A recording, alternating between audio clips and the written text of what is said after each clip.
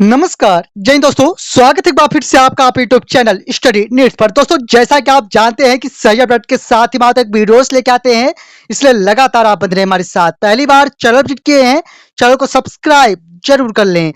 दोस्तों जैसा कि शैक्षणिक सत्र 2024-25 में अतिथि शिक्षकों की व्यवस्था की जानी है और उससे संबंधित लगातार स्थानीय आदेश जारी किए जा रहे हैं और काफी ऐसे अतिथि शिक्षक हैं जो पूर्ववत कार्य किए हैं, लेकिन इस सत्र चूंकि वह टीटी एग्जाम क्वालिफाई ना होने से लगातार परेशान स्थितियों में है कि क्या उन्हें इस सत्र में मौका दिया जाएगा अथवा नहीं। तो दोस्तों यहाँ पर कुछ स्थितियां स्पष्ट करने का प्रयास करेंगे, साथ ही में कुछ आदेश जारी किए गए हैं आप समस्त अतिथि शिक्षकों के लिए, उससे संबंधित भी यहाँ पर बात करेंगे। लेकिन सबसे पहले अगर हम देखें कि नई अतिथि शिक्षक व्यवस्थाओं में क्या कुछ रहने जा रहा है, साथ में पूर्व जो अतिथि शिक्षक हैं उनके लिए क्या कुछ व्यवस्थाएं होने जा रही हैं, इसके बारे में थोड़ा सा स्थितियां स्पष्ट करने का प्रयास करेंगे। लेकिन सबसे पहले अगर हम देखें तो यहाँ पर कुछ स्थानीय आदेश है जो कि अतिथि शिक्षक व्यवस्था 2024-25 है तो जारी किए जा रहे हैं संबंधित आदेश।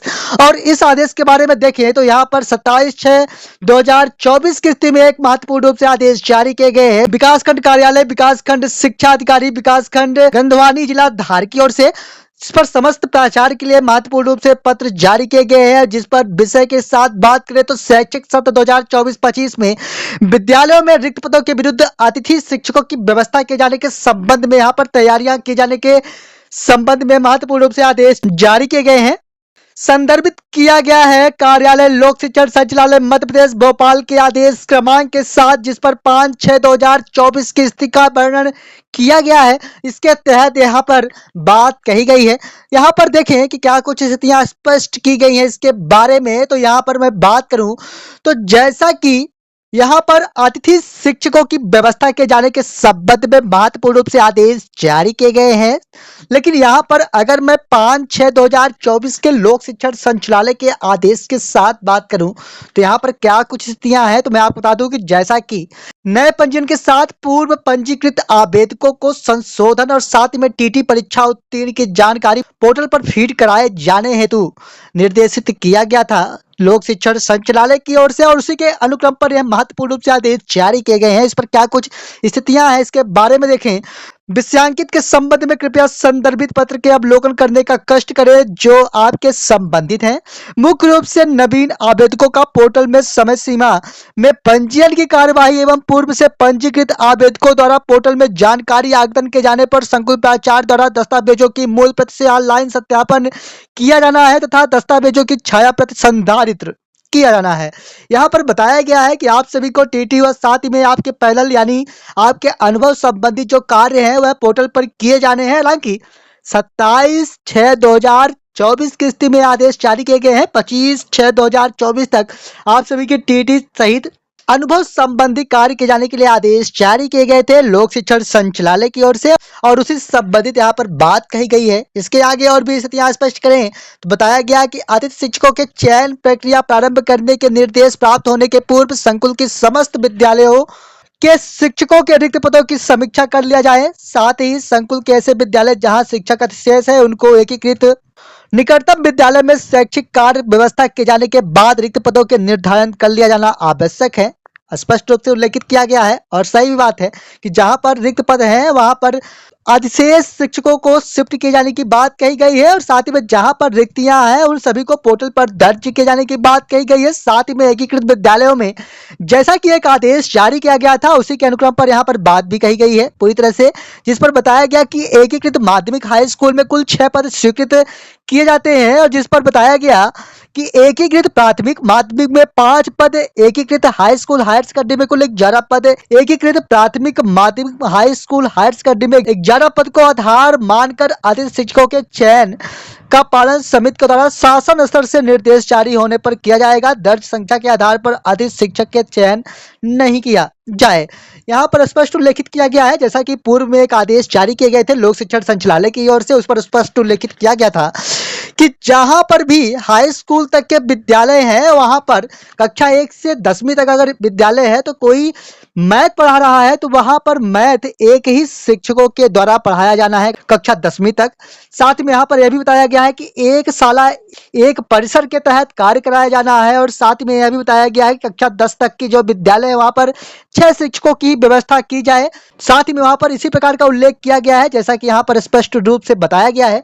साथ ही में और भी चीजें क्या स्पष्ट की गई इसके बारे में देखो तो बताया गया कि दिनांक 30/6/24 के पूर्व सभी संकुल प्राचार्य रिक्त पदों की जानकारी संस्थावार प्रस्तुत करेंगे। संस्था प्रमुख नियमानुसार अतिथि शिक्षकों के चयन हेतु विज्ञापन या सूचना जारी करेंगे। सभी प्राप्त आवेदकों का शाला समिति के सम्मुख अगले कार्य दिवस में पालक समिति की बैठक लेकर पैनल बना जाकर चयन करेंगे। यहाँ पर पैनल बनाए जाने की बात कही गई है।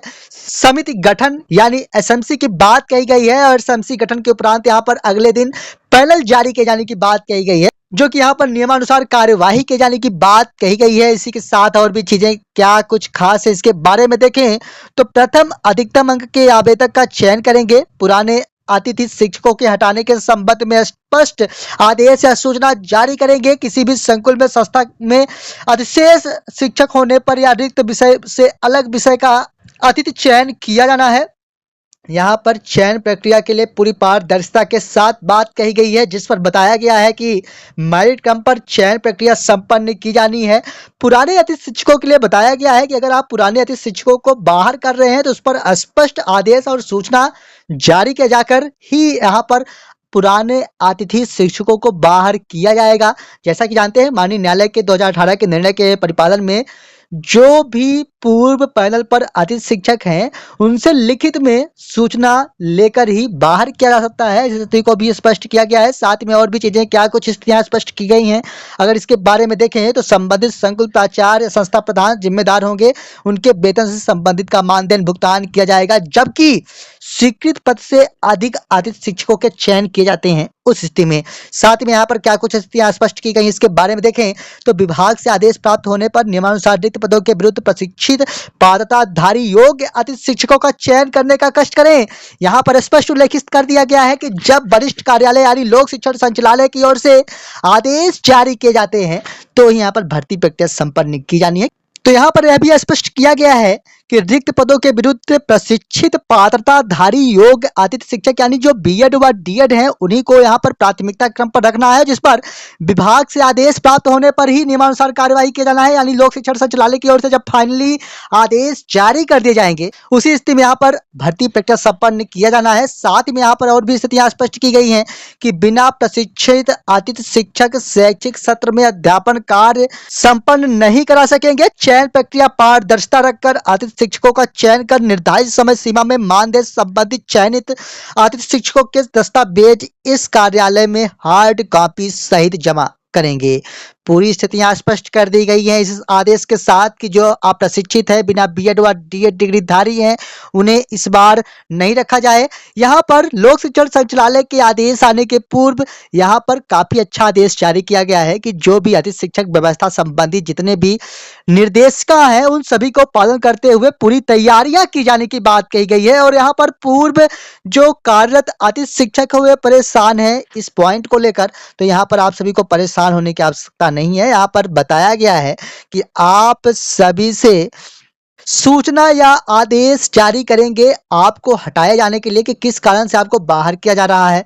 क्या आपके पास बीएड या डीएड नहीं है या अन्य जो भी कारण हो सकते हैं कि 30% से कम आपका परीक्षा परिणाम रहा है और तो कोई यहाँ पर कारण देखने को अभी तक नहीं मिल पा रहे हैं कि आप सभी को टीटी या अन्य कारणों से बाहर किया जाएगा। हालांकि टीटी परीक्षा उत्तीर्ण अभ्यर्थियों के लिए क्या कुछ इस बार रहने जा रहा है यह आगामी लोक शिक्षण संचालय की ओर से जारी आदेश के बाद ये स्पष्ट स्थितियां हो पाएंगी। और जैसा कि यहाँ पर यह भी बताया गया है कि चयन प्रक्रिया में मेरिट क्रम को यहाँ पर वरीयता दी जाएगी। अब मेरिट क्रम पर क्या कुछ नई शर्तें जोड़ी जाती हैं यह डीपीआई के आदेश के बाद ये स्पष्ट हो पाएंगी स्थितियां।